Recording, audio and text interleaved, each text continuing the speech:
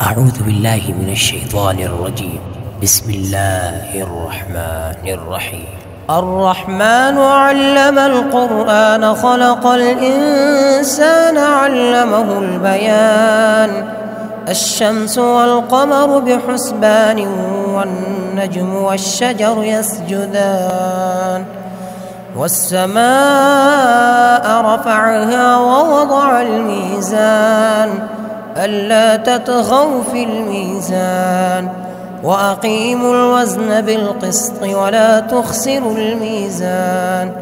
والأرض وضعها للأنام فيها فاكهة والنخل ذات الأكمام والحب ذو العصف والريحان.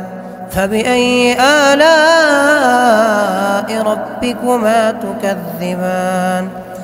خلق الإنسان من صلصال كالفخار وخلق الجان من مارج من نار.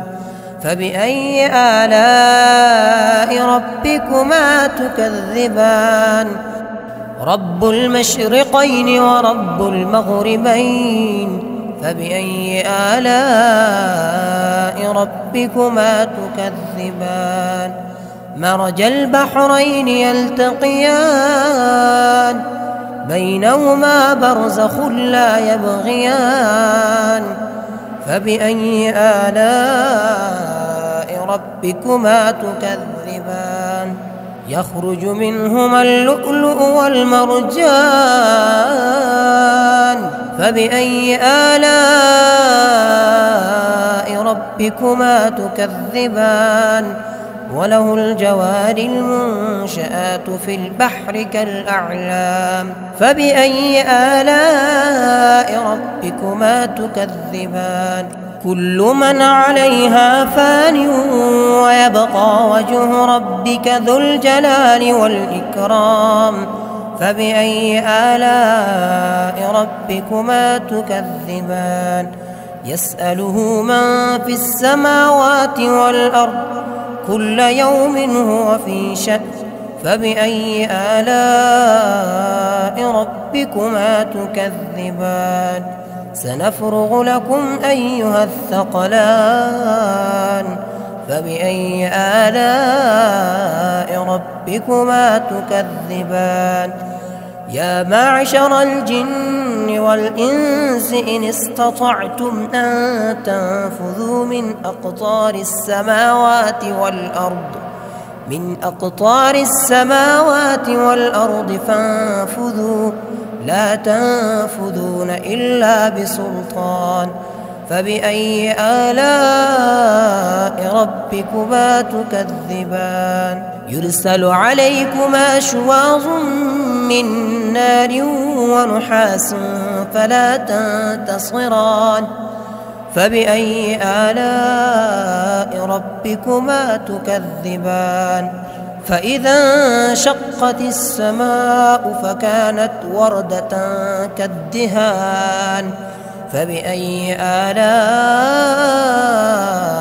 ربكما تكذبان؟ فيومئذ لا يسأل عن ذنبه إنس ولا جان.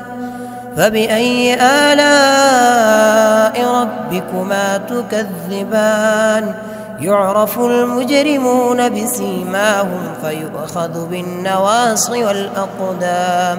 فبأي آلاء ربكما تكذبان؟ هذه جهنم التي يكذب بها المجرمون يطوفون بينها وبين حميم آن. فبأي آلاء ربكما تكذبان؟ ولمن خاف مقام ربه جنتان. فبأي آلاء ربكما تكذبان؟ ذواتا أفنان.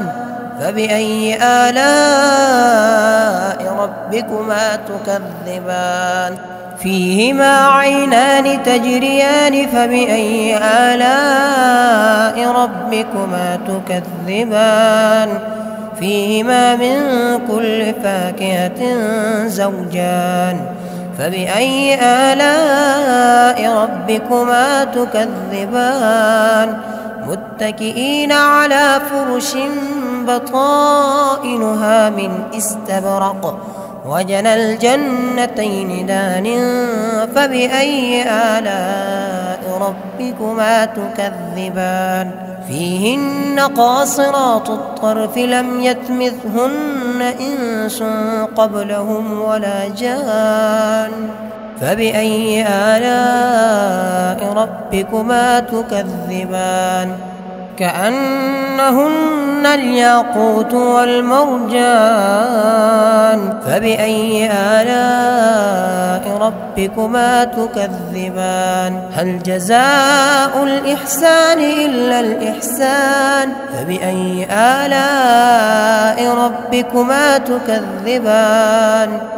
ومن دونهما جنتان فبأي آلاء ربكما تكذبان فيهما عينان نضاختان فبأي آلاء ربكما تكذبان فيهما فاكهة ونخل ورمان فبأي آلاء ربكما تكذبان فيهن خيرات حسان فبأي آلاء ربكما تكذبان حور مقصورات في الخيام فبأي آلاء ربكما تكذبان لم يطمثهن إنس قبلهم ولا جان فبأي آلاء ربكما تكذبان